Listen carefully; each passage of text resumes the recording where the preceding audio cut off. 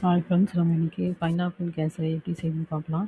முதலில் ஒரு கடாயில் சிறிது நெய் சேர்த்து முந்திரி மற்றும் திராட்சையை சேர்த்து வறுத்து தனியாக எடுத்துக்கொள்ளவும். அதே கடாயில் ஒரு கப் ரவையை நன்றாக வாசனை வரும் வரை வறுக்கவும். இப்போது சிறிதாக நறுக்கிய அன்னாச்சி துண்டுகளை சேர்த்து 2 நிமிடம் வதக்கவும்.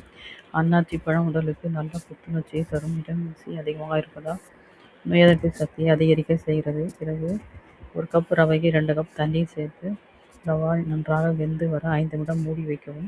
பிறகு ஒரு கப் ரவைக்கு 2 கப் சர்க்கரை சேர்த்து தொடர்ந்து கிளற வேண்டும். சிறிது நெய் சேர்த்து கிளறிக்கொண்டே இருக்க வேண்டும். ஏலக்காய் தூள் சேர்த்து தேவைக்கேற்ப சிறிது மில்க் மேட் சேர்த்தால் சுவை அதிகமாக இருக்கும்.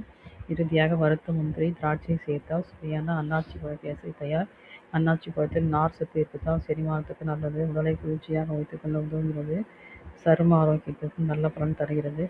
பயன்படுத்தி பலன் பெறுவோம். தேங்க்யூ.